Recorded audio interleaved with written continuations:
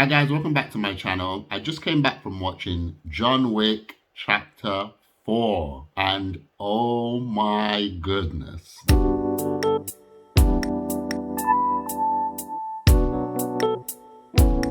This movie is crazy. This is going to be a review, so if you haven't seen the movie, I will be talking about some spoilers. So if you haven't watched the movie already and you don't want to be spoiled, go and watch the movie first and then return back to this video. That's your spoiler warning. A lot of people have been wondering how they were going to top Chapter 3, because Chapter 3 I think was the most insane so far, because the amount of action they gave us in that, and the expansion of the lore, the expansion of the world, meeting the elder, and then the dogs, the fight scene, it was just crazy. Like, they added so many ways that John Wick could fight, and it was just insane. And now we were thinking there's no way, surely they can't beat part 3, and yet they managed to beat part 3. Chapter 4 was non-stop action. This movie is insane. The amount of things they did in this movie, like the actions were going on for so long that I was like, wow. Like, I was literally like, oh my god, this is amazing. Something happened at the end of part 3 where John Wick basically at the beginning of this movie got revenge for. Then we went on to find out that actually, because guys, if you watch my trailer review, you would know that I thought that John Wick would be upset with Winston, but actually no, they were, I think it looked like John Wick actually was in on it the whole time. He knew that Winston wouldn't betray him like that, and Winston played the only hand that he had left. So there was no bad blood between Winston and John Wick, which was interesting because I thought that was going to develop in some way. You guys have met the Marquis. He's been appointed by the table just like the lady in part 3. Was it part 3 or part 2? I think it was part 3. The adjudicator. The power of the high table at his disposal, and he's basically going all out against John Wick, and that's basically the basis of the story. John Wick is trying to survive. John's actions have brought consequences basically. So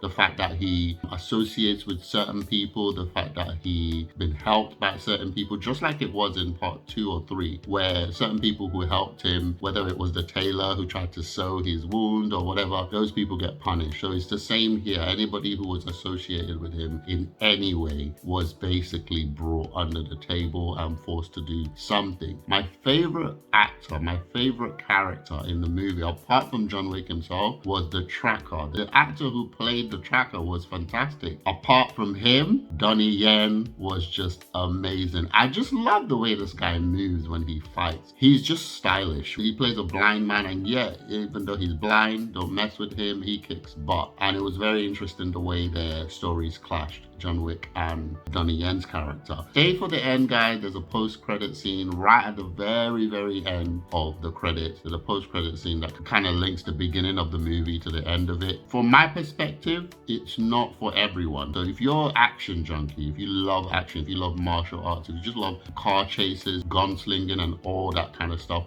you're going to love John Wick. There was a particular scene in the movie where they showed John Wick as if you were playing a game, as if this was COD, as if this was Call of Duty, and you had like an aerial shot down where you were looking down at the building, and he was just going from room to room, just destroying people. Keanu Reeves never really spoke much. He had like really strict lines, which he delivered the way John Wick talks. I think people will probably notice that the other people around him, the other cast, had more lines. I believe it's Lance, the character who played the concierge, recently passed away, so he had already filmed the movie, and while they were doing the red carpet stuff, he passed away. For me, it's basically a couple days ago. Seeing the way they wrapped up his character, I actually thought maybe they were in on it. Spoiler, at the beginning they did something drastic with his character that made me think, oh, maybe he was unwell, or maybe something happened to him in real life and they just thought maybe we should kind of wrap up this character. Whatever the reason for his death, rest in peace. Also, there was a scene with a guy in a bodysuit. I didn't really like that scene because I thought it was very weird how fights were going on in the club and people were not like running scared. So that was interesting. That was a bit weird. That brought me out a little bit because I thought even if it's an assassin club, people would still still react somehow, but nobody was reacting. Like fights were going on, people were getting killed, and people was just dancing. So I thought that was a bit weird.